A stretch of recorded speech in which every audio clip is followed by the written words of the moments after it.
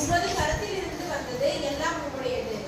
இந்த காரியம் எல்லாம் உம்முடைய கரத்திலிருந்து வந்தது, எல்லாம் உம்முடையது. இந்த ஒரு மனநிலை நம்முடைய இருதயத்திற்கு அவசியமாய் இருக்கிறது. தேவனே, என் இருதயம் ஆயத்தமாய் இருக்கிறது. நம்முடைய இருதயம் முதலாவது எந்த ஆயத்தத்தை தேவன் விரும்புகிறார் என்றால், வசனத்துக்கு கீழ்ப்படிய நம்முடைய இருதயம் முதலாவது ஆயத்தமாய் இருக்க வேண்டும். எதுல ஆயத்தமாய் இருக்க வேண்டும்? வசனத்துக்கு கீழ்ப்படிய காரியம். ஏனென்றால் இந்த வசனம் வானத்திலிருந்து இறங்கின அப்பமாய் நமக்கு காணப்படுகிறது. இந்த வசனம் எதனால் காணப்படுகிறது? நமக்கு வானத்திலிருந்து இறங்கின ஜீவ அப்பம் இவர். அந்த ஜீவ அப்பமே நமக்கு வார்த்தையாய் மாறி இருக்கிறது. என்னவா மாறி இருக்குதுங்க? வார்த்தையாய் மாறி இருக்கிறது. அப்போ உங்க இருதயம் தேவனை சந்திக்க வரும்போது வார்த்தையாலே பேசுகிற கர்த்தரிடத்தில் நீங்கள் வார்த்தையாலே அவரை மகிமைப்படுத்த வேண்டும் என்று நமக்கு எச்சரிக்கை கொடுக்கிறது இந்த வசனம். எப்படிங்க பேசுறார் அவரு? வார்த்தையாய் பேசுகிறார். யோவான் 1ஆம் அதிகாரம் முதல் வசனத்தை நீங்கள் பார்க்கும்போது, ஆதியிலே வார்த்தை இருந்தது, அந்த வார்த்தை என்னவா இருந்தது? தேவனா இருந்தது.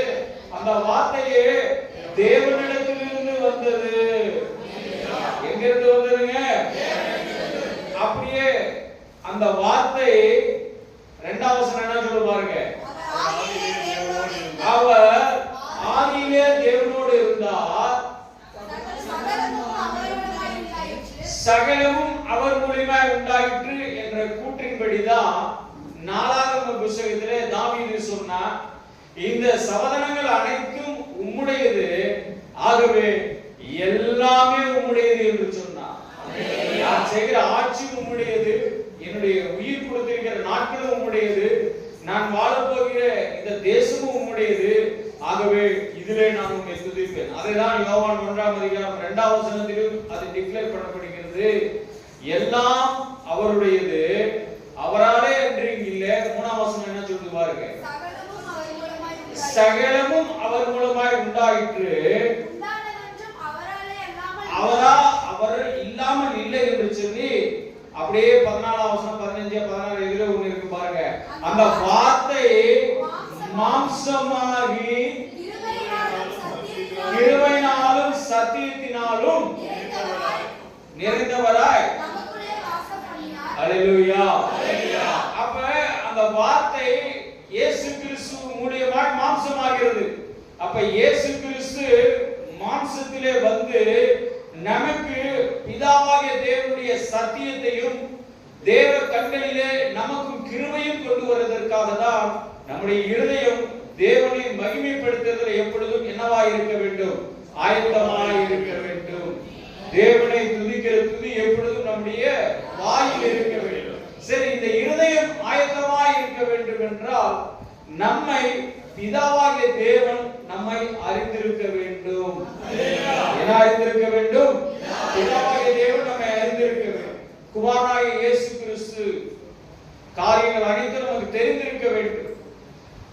அப்பொழுது அந்த வார்த்தை மூலமாய் முதலாவது நம்முடைய இருதயம் ஆயத்தமாவதற்கு முன்பதாக நம்முடைய இருதயத்திலே நமக்குள் இருக்கும் மனக்லேசங்களை தெரியப்படுத்த வேண்டும். எனக்கு தெரியப்படுத்துங்க. மனக்லேசம் என்ன அர்த்தம்? தாவீது அரசனே சொல்றாரு பாருங்க, 51ஆம் சங்கீதத்துல சொல்வாரு, மனக்லேசம் என் அக்கிரமம் ஆரம்பிப்பார். என்ன ஆரம்பிப்பாருங்க? அக்கிரமம். அடுத்தது என் மீறுதல் ஆரம்பிப்பார். அடுத்தது என் பாவம் ஆரம்பிப்பார். அடுத்தது உமக்கு விரோதமாய் நான் பாவம் செய்தேன் என்று சொல்லுவார். அப்புறம் என்னை சுத்திகரியும், அப்பொழுது நான் சுத்தமாவேன் என்று சொல்லுவார். என்ன சொல்வாருங்க? அதுக்கு முந்தி தேவனுக்கு அவர் இருதயம் எப்படி ஆயத்தமா இருந்தது? நாத்தான் மேல் அவரிடத்தில் வந்து குற்றம் சொன்ன பிறகு அப்பொழுது அவர் தன்னுடைய அக்கிரமத்தை நினைவு கூறுகிறார். தேவ சமூகத்துல என்னது நினைவு கூறுறாருங்க? தன்னுடைய என் அக்கிரமம் எனக்கு முன்பதாக இருக்கிறது என்று சொல்லுகிறார். என் மீறுதல்கள் என் பக்கத்திலே இருக்கிறது என்று சொல்லுகிறார். என்னுடைய பாவம் என்னை ஆட்கொண்டு இருக்கிறது என்று சொல்லுகிறார். என்னுடைய விரோதமாய் நான் பாவம் செய்தேன் என்று சொல்லுகிறார். அடுத்ததாக சொல்லுகிறார், நான் பாவம் செய்து தேவனுக்கு விரோதமாய் வாழ்ந்து விட்டேன் என்று சொல்லுகிறார். அப்ப நம்முடைய இருதயம் ஆயத்தப்படுவதற்கு முன்பதாக, துதி செலுத்துவதற்கு முன்பதாக பாவ மன்னிப்பினாலே நம்முடைய இருதயம் கழுவப்பட்டு இருக்க வேண்டும். அதனால கழுவப்பட்டிருக்கணும். அதுதான், நீர் என்னை ஈசோப்பினால் சுத்திகரியும், அப்பொழுது நான் சுத்தமாவேன். என்னை கழுவி அருளும், அப்பொழுது நான் உறைந்த மலையிலும் வெண்மையாவேன். அப்ப அந்த உறைந்த மலை என்பது இருதயம் சுத்திகரிப்பு. அந்த இருதயம் சுத்திகரிப்பு இருந்தால்தான் உங்களுடைய துதியிலே தேவன் வாசம் பண்ணுகிறவராய் இருப்பார். எதுல வாசம் பண்ணுவாருங்க? உங்க துதியில வாசம் பண்ணணும்னா நீங்க சுத்திகரிப்பு ஆராதனையில இருக்க வேண்டும்.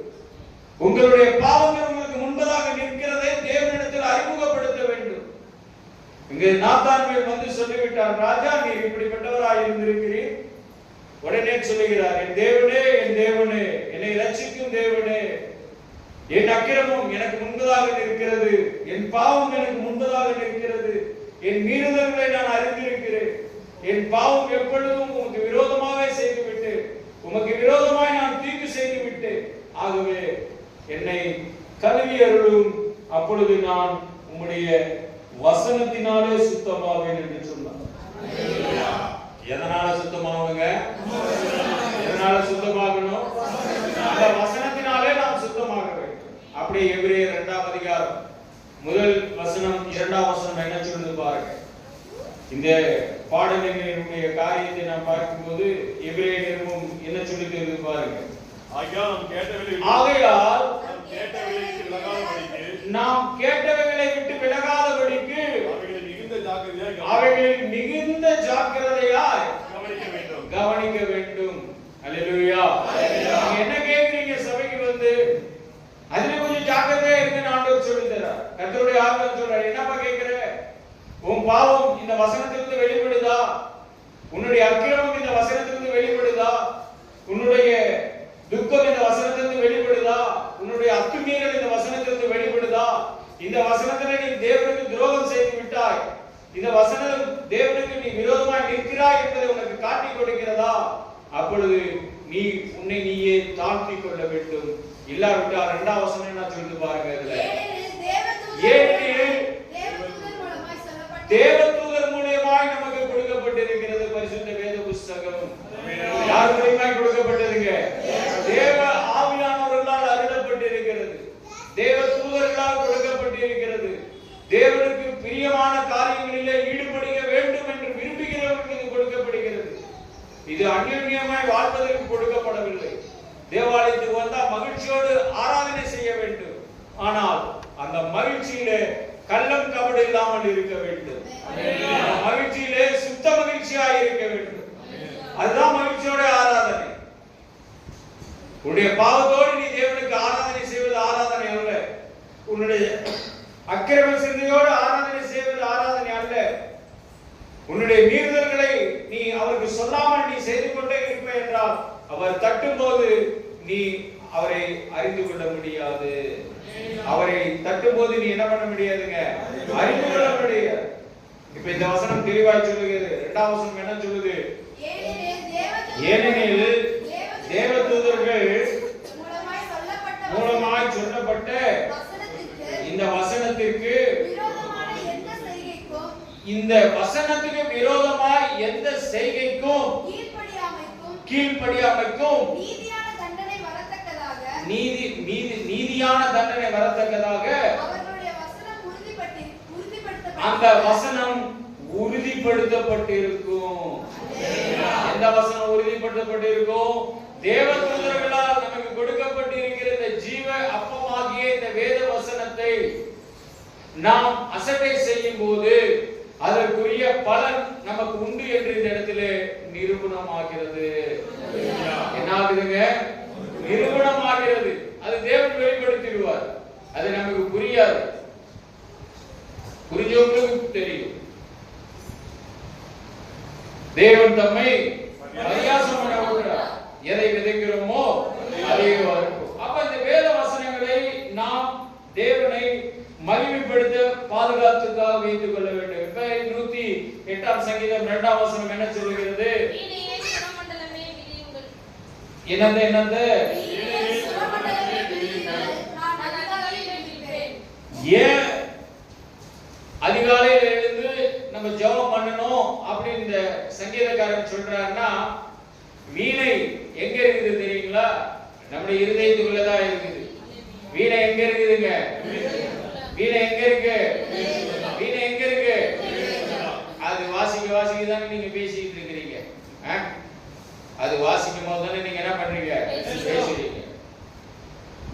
திடீர் ரோட்ல நடக்கிறீங்க, ஒரு புல்லட் வந்து முன்னாடி நிக்குது, கண்ணு பார்த்துச்சு, புல்லட்ல காக்கி சட்டை காக்கி பேண்ட் போட்டிருக்காருன்னு உடனே நீங்க இப்படியே போவீங்க. அப்படி வண்டியை பார்த்தோன்னே என்ன ஆயிடுவீங்க?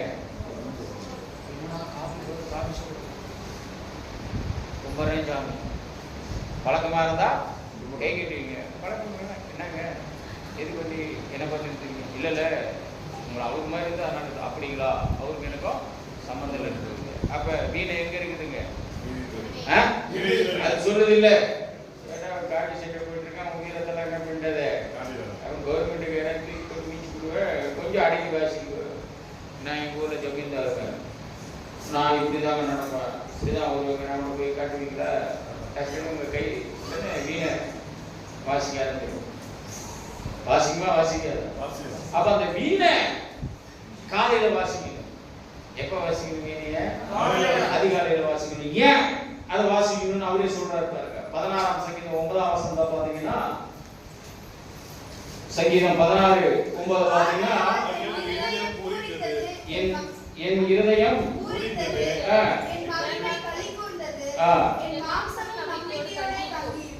என் மாம்சம் இதுதாங்க அதிகாலையில நம்ம வாயில வரும். என்ன வருது? என் முதல் வார்த்தை என்னதுங்க? உங்க இருதயம் பூரிக்கணும். அப்பதான் கர்த்தர்ட்ட நீங்க ஆயத்தமா அதிகாலையில் ஜெபத்துல உட்காருங்கன்னு அர்த்தம். அதிகாலையில் எந்திரிச்ச உடனே கர்த்தர் சமூகத்துல நீங்க உட்காரும் போது உங்க மாம்சமும் என்ன செய்யுங்க? நம்பிக்கையோடு தங்கி இருக்கு. அதே அதிகாரத்துல இன்னொரு வசனம் இருக்கும், என் ஆத்துமா பாதாளத்தில் விடீர், என் ஆத்துமாவை. அப்ப தினந்தோறும் நமக்கு பிசாசானவன் நம்மை பாதாளத்தில் தள்ளுவதற்காக அவன் அநேக காரியங்களிலே அவன் ஆயத்தமாய் இருந்தாலும் என் கர்த்தர் என் ஆத்துமாவை விடுவிக்கிறவராய் இருக்கிறார். மரண இருளின் பள்ளத்தாக்கிலே நடந்தாலும் நான் பொல்லாப்புக்கு பயப்படுகிறேன், தேவரீர் என்னோடு கூட இருக்கிறேன், தேவரீர் என்னோடு கூட இருக்கிறேன், எல்லாம் உங்களுடையது, நீர் என்னை பாதுகாப்பீர். அதான் ஆயத்தம், அதான் அதிகாலையில வீணை, அதான் இந்த 108ஆம் சங்கீதம். இவன் அரசனா இருக்கிறபடினாலே விண்ணப்பத்தையும் துதி மகிமையும் இந்த சங்கீதத்தில் வெளிப்படுத்துகிறார். 3ஆம் வசனத்தை பார்க்கும்போது சொல்றார் பாருங்க, கர்த்தாவே ஜனங்களுக்குள்ளே நான் உம்மை என்ன செய்வாங்க? துதிப்பேன். நம்ம ஜனங்களுக்குள்ள கர்த்தரை மிதிக்கிறதுல நம்ம முன்னோடியா இருக்கிறோம். நம்ம எதுல முன்னோடியா இருக்கிறோம்? ஜனங்களுக்குள்ள கர்த்தரை மிதிக்கிறதுல நம்ம ஆயத்தமா இருக்கிறோம். அதுதான் நம்ம சாட்சியா இருக்கிறோம். அந்த சாட்சி நம்ம கடைபிடிக்க முடியாம போயிடுது பாத்தீங்களா? அப்ப நம்ம கர்த்தருடைய நாமத்தை வீணிலே வழங்கிடுறோம். அப்ப அதுக்கு தண்டனை இருக்குதா? நம்ம தான் முதலே பார்த்துட்டோம். இதெல்லாம் தேவ தூதர்களால் நமக்கு கொடுக்கப்பட்ட வேத வசனங்கள், தேவ ஆவியானவரால் எழுதப்பட்ட வேத வசனங்கள். இதன் மூலியமாய் நாம் கீழ்ப்படியாமல் போகும்போது, நாம் ஜனங்கள் முன்னால் இந்த கர்த்தரை சரியான விதத்திலே நாம் துதிக்காமல், நாம் சுய முயற்சியிலே நம்முடைய பாவத்தையும் நம்முடைய அக்கிரமத்தையும் நம்முடைய மீறுதல்களையும் நாம் வெளியிடாமல் நாம் கர்த்தருடைய பிள்ளையாய் ஜீவிப்போம் என்று சொன்னால், ஆண்டவர் நான் சொல்ல இங்க தாவீது ஒருத்தர் சொல்றாரு, அவனை செருப்பால் அடிக்கணும்னு சொல்றாரு. இந்த வசனத்துல ஒரு வசனம் இருக்குது, 9ஆம் வசனத்தை பாருங்க. தாவீது என்ன சொல்றாரு பாருங்க. பாத்தீங்களா? ஏதோமின் மேல செருப்படுத்தி இருக்கிறேன்னு சொல்றார் தாவீது. அவன் அரசன், ஏன் அதெல்லாம் சொல்லணும்? அவனை ஏன் செருப்படுத்தி அடிக்கணும்? எப்ராஹிம் எல்லாம் சொல்றாரு. எப்ராஹிம் எப்பேற்பட்டவன் சொல்லுவார் பாருங்க. என் தலையின் பலன். எப்பிராயிம் என் தலையின் பலன். எப்பிராயிமே, உன் தலை நரைத்து போயிருக்கிறது கூட அறியாமல் வாழ்ந்து கொண்டிருக்கிறாயே. ஓசியாவுல தேவன் அழுவார். எப்பிராயிம் பார்த்தீங்கன்னா இஸ்ரவேல் கோத்திரத்துல ஒரு நிலைமை. 10 கோத்திரத்துக்கு தலைவன் பேர் தான் எப்பிராயிம். 12 கோத்திரம் பிரிக்கப்பட்டது. ஆனா இந்த ஏதோமியர் மேல ஏன் செருப்படுத்தி அடிக்கணும்? யோசித்து பாருங்க. பாதரட்சி வீசுவேன்னு சொல்றாரு, பாதரட்சியில எரிவேன்னு சொல்றாரு. அப்ப எரியறதுன்னா என்னங்க? எவ்வளவு கோபமா அடிப்பாங்க. எரிவதுன்னா அந்த கோபத்துல ஒரு கள்ள தூக்கி போடுற மாதிரி அந்த கொடை அதுல அவன் செத்துடணும். ஒரு கள்ள தூக்கி மேல போடுறது தான் அது எரிதல்ன்றது. அதுதான் பள்ளிக்கூடத்துல கத்து தராங்கல்ல, குண்டு எரிதல். ஒரு பள்ளிக்கூடத்துல ஒரு கோர்ஸ் இருக்குது இல்ல, அந்த பிள்ளைங்க வேகமா ஓடி வந்து இவ்வளவு பெரிய குண்டை தூக்கி அந்த பாயிண்ட தள்ளி போடுது. யார் வேகமா போறாங்களோ அவங்களுக்கு தான் பரிசு. இவன் ஒரு அரசன். இவன் இந்த கர்த்தரை மகிமைப்படுத்த வசனத்தை சொல்லி கொடுத்தாரு. சரி, இவர் ஏன் ஏதோமியர் மேல இவ்வளவு கோபமா இருக்கிறாரு? சும்மா கோபப்படுது. நம்ம வேதத்தை சரியா பார்க்கறது இல்லை, ஆனால் நமக்கு அது தெரியாது. சங்கீதம் 52 முதல் கிளிப்பிங் மட்டும் நீங்க படிக்கணும். சங்கீதம் 52 சங்கீதம் முழுசா படிக்க கூடாது. அந்த கிளிப்பிங்க பாத்தீங்கன்னா தெரியும். தாவீது அபிமெலேக்கு வீட்டுக்கு வந்தார் என்பதை அறிந்து ஏதோமியனாகிய சவுலுக்கு அறிவித்த பின்பு தாவீதினால் பாடப்பட்ட ராகத்தலைவனுக்கு ஒப்புவிக்கப்பட்ட மஸ்கீல் என்னும் சங்கீதம். ரைட். இதெல்லாம் நீங்க வாசிக்கணும்னா சாமுவேல் புத்தகத்துக்கு போயிடுங்க, நாலாகம புத்தகத்துக்கு போயிடுங்க. ஆனா அவன் ஏன் செருப்படுத்தி அடிக்கிறான்றது மட்டும் நான் கிளிப்பிங் மட்டும் கொடுத்துட்டேன். ஏன் இந்த அபிமெலேக்கு யாரு நமக்கு தெரியாது. அவர் யாரு தெரியாதா? யாருங்க இவரு? அபிமெலேக்கு யாருங்க? தேவாலயத்தில் இருக்கிற ஒரு ஆசாரியங்க. அவன் ஒரு ஆசாரியன். தாவீதை போய் பார்க்க போயிட்டான். போயிட்டு அவங்க கொஞ்சம் வாங்கி சாப்பிட்டு வீட்டுக்கு போயிட்டான். பொறுப்பு அதை கொண்டு போய் இந்த ஏதோமியர் தான் வச்சு வைக்கிறான். உடனே சவுல் இறங்கிட்டாரு, ராஜாவேசம் காட்டிட்டாரு. துணிகரமாய் ஆசாரியர்கள் எல்லாம் க்ளோஸ் பண்ணி கேட்டார். அந்த வைராக்கியம் தாவீதில் இருந்தது. தாவீதில் மாத்திரம் இல்லை, தேவன் அக்னிமயமானவர் வேத வசனம் இருக்கிறது. அன்பானவர் இருக்கு, தேவன் அக்னிமயமானவர் இருக்கு. அந்த அக்னியில இது ஒரு கோடிங் வார்த்தை. பாதரட்சை தூக்கி அடிச்சுட்டு அடிக்கிற அதை நீ சமூகத்தை வரையில எல்லாத்தையும் வெற்றி பெற்று வந்தாரு. இந்த ஏதோமியர் தாவீதினுடைய நாட்களில் வெற்றி பெறல முடியல. அது பிற்காலத்துல யாரால வந்தது இதெல்லாம் சரித்திரத்துக்கு. ஆனா நமக்கு வசனத்துல வந்து இவர் ஒவ்வொருவரையும் நான் முடித்து இந்த தேசத்தை ஆளுகை செய்யக்கூடிய ஒரு வல்லமையை தாவீதுக்கு இந்த வசனத்தின் மூலமாய் கர்த்தரே செய்தார் என்றதுனாலதான் அவர் சொன்னாரு, இக்கட்டில் இந்த தேவன் எங்களுக்கு அல்லேலூயா அல்லேலூயா அல்லேலூயா. உங்களுக்கு இக்கட்டில இந்த கர்த்தர் உதவி செய்யணும்னா, கர்த்தர் வெறுக்கிற காரியத்துல நீங்க நட்பா இருந்தீங்கன்னா கர்த்தர் உங்களுக்கு உதவி செய்ய முடியாது. கர்த்தர் வெறுக்கிற காரியத்துல நீங்க நட்பா இருந்தீங்கன்னா கர்த்தர் உங்களுக்கு உதவி செய்ய முடியாது. அதான் இந்த 108ஆம் சங்கீதத்துல விஷயம். நிறைய விஷயம் இருக்குது, நாம அதெல்லாம் உங்களுக்கு சொல்லல. அதே 57ஆம் சங்கீதத்துல 9ஆம் வசனத்தை பாத்தீங்கன்னா, ஆண்டவரே ஜனங்களுக்குள்ளே உம்மை துதிப்பேன். ஜனம் என்று சொல்வது சபை, ஜாதி என்பது உன்னுடைய சொந்தக்காரங்க. புரிஞ்சவங்க அல்லேலூயா. ஜனம்ன்றது யாருங்க? சபை. ஜாதின்றதுலாம் உன் சொந்தக்காரன். அப்ப ஒரு சொந்தக்காரன் முன்னாடி இந்த கர்த்தரை நீ துதிக்காம சேவிக்காம உன்னை நீ தாழ்த்தாம உன் காரியத்துல நீ ஜாக்கிரதை விடணும். இல்லைன்னா இந்த வார்த்தை நமக்கு பயன்பட்டு. தாவீது என்ன சொன்னாலும் தேவன் அப்படியே கேட்கிறவர். ஏன்னா அந்த கூட்டத்துல இருந்து தான் இயேசு கிறிஸ்து வரணும். யூதாயின் நியாயப்பிரமாணி என்று சொன்னார். யூத கோத்திரத்துக்கு ஒரு வார்த்தை இருக்குது இதுல, வசனத்துல பாத்தீங்கன்னா யூதா நியாயப்பிரமாணி. யூதா என்னதுங்க? நியாயப்பிரமாணி. நீர் யூதருக்கு ராஜாவான்னு கேட்டான் பிலாத்து. வேத வசனமா விளையாட்டு இல்ல, நம்ம படிக்கிறது இல்ல, சொன்னாலும் காது கொடுத்து கேட்டுக்கிறது இல்ல. நம்ம கேட்கறதெல்லாம் வேற, நம்ம பார்க்கறதெல்லாம் வேற. சிலுவையை பார்க்கறது, இந்த சிலுவையை பார்த்து ஞாயிற்றுக்கிழமை சபைக்கு தான் உள்ள பரலோகம் போயிடும். உள்ள பரலோகம் போக முடியாதப்பா. பாவத்தை ஒப்பு கொடுத்து அவருடைய ரத்தத்தினால நீ கழுவி அந்த நியாய பிரமாணத்தை ஜெயித்த இயேசு கிறிஸ்துவுக்கு நீ பிள்ளையா இருந்தாதான் நீ அந்த ராஜ்யத்தை சுதந்திரித்துக் கொள்ள முடியும். அதுக்கு ஜீவாப்பத்தை நீ சாப்பிடணும். நீ மாம்சாப்பத்தை சாப்பிடுற, மனுஷ வாயிலிருந்து வர்றதை சாப்பிட்டு இருக்கு. அது வெள்ளிக்கிழமை நம்ம பார்த்தோம். வெள்ளிக்கிழமை அதான் பார்த்தோம். சத்தியவான் என் சத்திய வார்த்தைக்கு கேட்பான். அப்ப தாவீது எழுதுறான், நான் ஒரு அரசனா இருந்து இந்த கீலேயாத்தெல்லாம் மடக்கி போட்டு விட்டேன். கீலேயாத் என்னுடையது.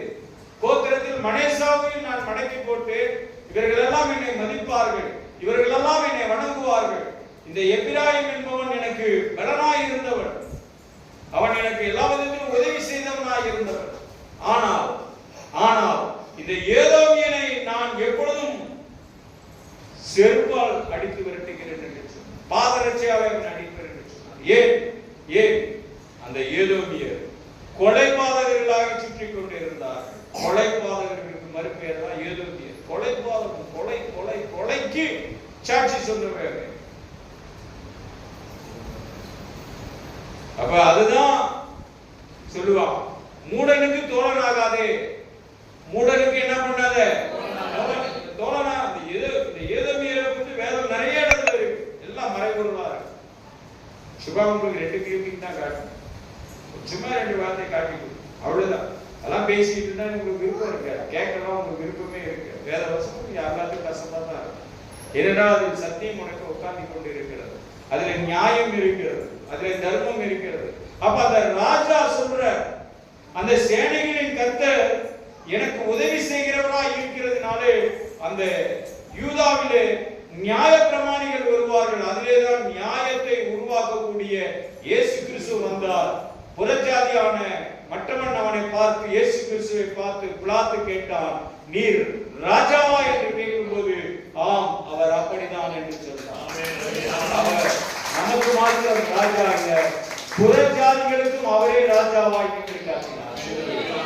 இன்று புறஜாதிகளுக்கு எத்தனையோ தெய்வங்கள் இருக்கலாம், உங்களுடைய சொந்தங்களுக்கும் தெய்வம் இருக்கலாம். நீங்களும் அந்த சொந்தத்துல அந்த கறியை தின்றதுக்கு அவங்க குடும்ப கோயிலுக்கு போலாம். ஆனா அதை நீங்க தின்னு புறவாசல்ல வெளியேற்றி விட்டுறலாம். அதனால ஒரு பிரயோஜனம் இல்லை என் தேவனுக்கு. ஆனால் நான் வணங்கும் தெய்வம் மட்டுமே உயிர் தெழுந்து என்னோடு இருக்கிறார். நான் வணங்கும் தெய்வம் மாத்திரம் தான் உயிரோடு இருக்கிறார். ஏன்னா நான் சொன்னதுனால உங்களுக்கு கை தட்டவோ அழிலே சொல்லவோ ஏன்னா நீங்க தான் நீங்க அவர் உங்க தேவனா என்ன கேட்க, உங்க தேவனா கேட்க, அவர் உயிர் உங்களோட கேட்க.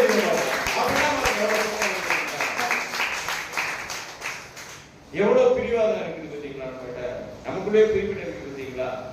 நான் என் தேவன் சொல்றேன், நீங்க எல்லாம் அவராக நாங்க சொல்ல மாட்டோம், அறையிலே சொல்ல மாட்டோம். எங்க தேவன் நீ சொல்லு நான் அப்புறம் கேட்கிறேன்னு கேட்கு. அதான் பிரச்சனை. அதான் தெளிவா இருக்கும். தெளிவு இருக்கும் போது நாம் அதை விளக்கத்துக்கு கொண்டு போக முடியாது. நிறைய காரியங்களை மறைச்சுதான் வசனத்தை சொல்ல முடியும், டைரக்ட் வசனத்தை இறக்க முடியும். அப்ப எப்பிராயிம் என் தலையின் பலன் என்று சொல்லுகிறார். யூதா எப்படிப்பட்டவர் என்று சொல்றாருங்க? நியாயப்பிரமாணி. அதனாலதான் அவர் எழுதி வச்சான், இவர் யூதருடைய ராஜா என்று எழுதி வைத்தார். இன்னைக்கு உலகத்துக்கு இயேசு கிறிஸ்து ராஜாவா இருக்கிறார். உனக்கு ராஜாவா இருப்பார், உன் பிள்ளைக்கு ராஜாவா இருப்பார், உன் குடும்பத்துக்கு ராஜாவா இருப்பார். ஆனா நீ அவர் வசனத்தை கீழ்ப்படுகிறது. அது வசனத்தை கீழ்ப்படுத்தாதான் இதெல்லாம். உங்க இருதயம் அதுக்கு சுத்த இருதயமே மாறும். சுத்த இருதயம் உள்ள மாறணும்னா உன் பாவத்தை நீ அறிக்கையிட வேண்டும். என் பாவத்தை நான் அறிக்கையிட வேண்டும். இயேசுவின் ரத்தத்தினால, இயேசுவின் ரத்தத்தினால என் மீறுதல் கழுவப்பட்டு இருக்க வேண்டும்.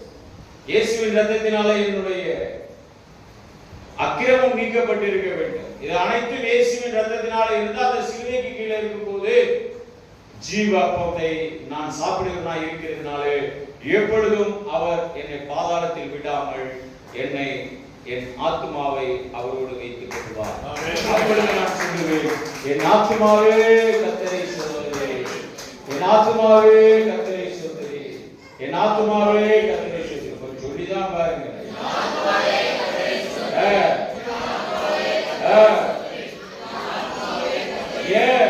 அவருடைய பாதாளத்திலிருந்து விடுதலை கொடுத்து இந்த தேவாலயத்தில் உட்கார ஒவ்வொரு ஆராதனையும் கடக்க வைக்கிறார்.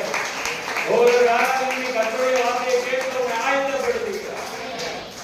அப்ப நீ ஆராதனை அசனை செஞ்சுட்டு கறி விருந்துக்கு போற, ஆராதனை அசனை செஞ்சு உன் சொந்தத்துக்கு போற, அதுல ஒரு நேரம் நிக்க வைப்பாரு. அது அங்கதான் இருக்குதுன்றதுதான் எபிரேயர் 2ஆம் அதிகாரத்தில் சொல்லப்படுகிறது. அப்போ அந்த வசனத்திலே நாம நிலைத்து நிற்க நாம் ஜாக்கிரதை உள்ளவர்களாக இருக்க வேண்டும்.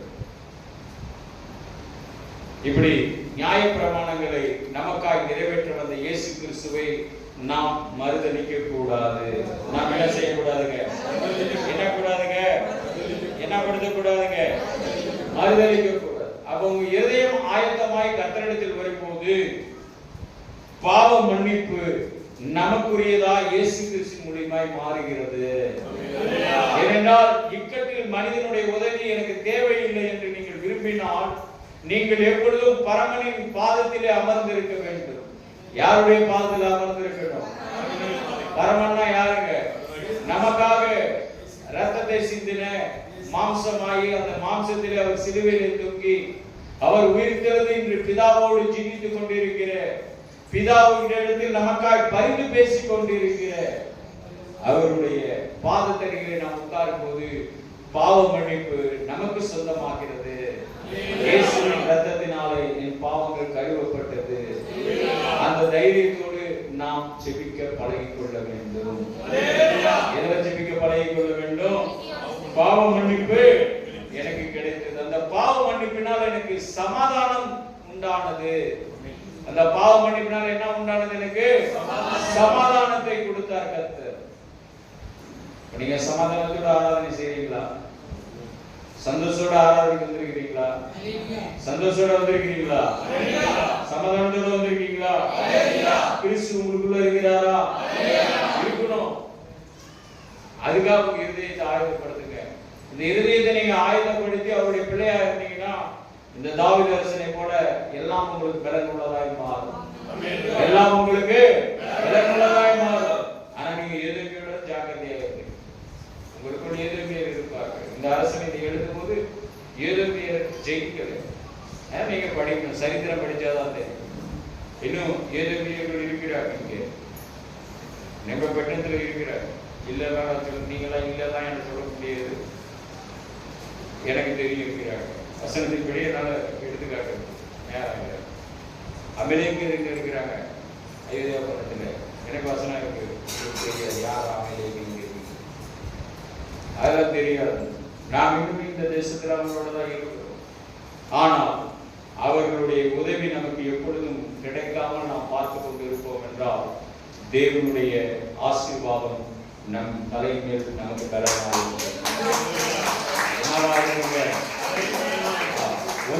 3ஆம் அதிகாரம் 22-23 படிச்சீங்கன்னா இங்க கடைசி வசனம் நமக்கு சொல்லுது, தேவனாலே பராக்கிரமம் செய்வோம், அவரே எங்கள் சத்துருக்களுக்கு விலக்கி போடுவார்.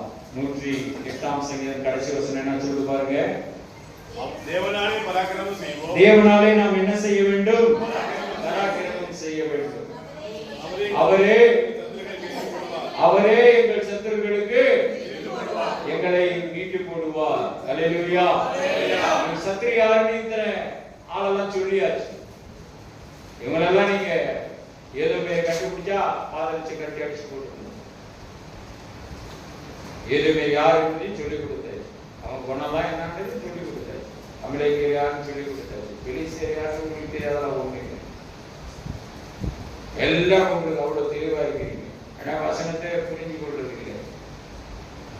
மந்தை எப்படி நடத்தணும்னு தெரியல. மந்தையில எந்த வார்த்தைக்கு படிக்கணும்னு தெரியல. அது என்ன பண்றது? ஒரிஜினல் இல்லை. அதனால நமக்கு பிரச்சனை பெருசா இருக்கும்.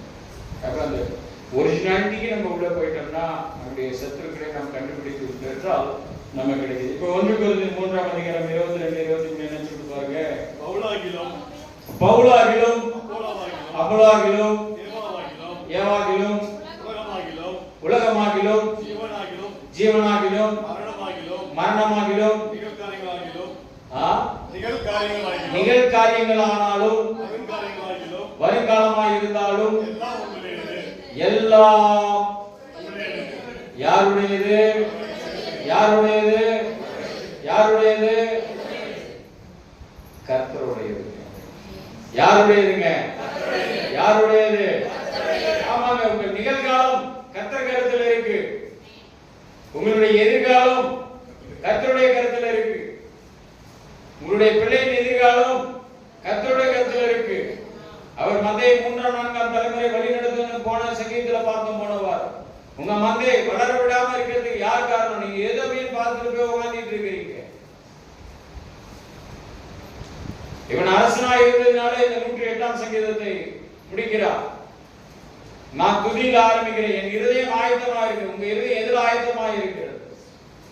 யாரோட ஆயத்தமா இருக்கிறீங்க? உங்க இருதயம் ஆயத்தத்துக்கு முன்னால் பாவ மன்னிப்பு என்பது உங்களுக்கு தெரிஞ்சிருக்கணும். உங்க இருதயம் சமாதானத்துடன் நிரம்பி இருக்க வேண்டும். உங்க இருதயம் சந்தோஷத்தினால் தேவன்கிட்ட பேசணும். ஒருத்தன் சொல்லி சொல்லி பேசுறது பேச்சு இல்லை. உங்க இருதயம் அவருக்கு ஊற்றப்பட வேண்டும். அந்த இருதயத்திலிருந்து எல்லா காவலோடும் ஜீவ ஊற்று புறப்பட வேண்டும். அந்த ஜீவ ஊற்றுக்கு தான் இந்த வசனத்தை சொல்லி தரார். இப்ப கடைசியா சொல்லுவார், நீங்கள் கிறிஸ்துவுடையவர்கள். நீங்கள் கிறிஸ்துவுடையவர்கள். கிறிஸ்து தேவனுடையவர். நான் வணங்கும் கிறிஸ்து தேவனுடையவர். அவரே தேவனாக இருக்கிறார். அவரே விடுதலை கொடுக்கிறவராக இருக்கிறார். அவரே விடுதலை காப்பாற்றுகிறவராக இருக்கிறார். அவரே பாதாளத்திலிருந்து எனக்கு விடுதலை கொடுத்தார். ஆகவே நாத்துமா என்று அவரை துதித்துக் கொண்டிருக்கிறது. துதி சத்தத்தினால் அவரை மகிமைப்படுத்துவேன். துதிப்பேன் துதிப்பேன் துதித்துக் கொண்டே இருப்பேன். துதிப்பேன் துதிப்பேன்.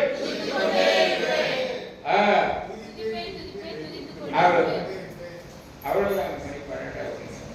பப்பு வேக எந்திரிச்சு இதுக்கு மேல பருப்பு கிடைச்சா தீச்சு போயிடும். இதுக்கு மேல பருப்பு கிடைச்சா என்ன ஆயிடும்? தீச்சு போயிடும்.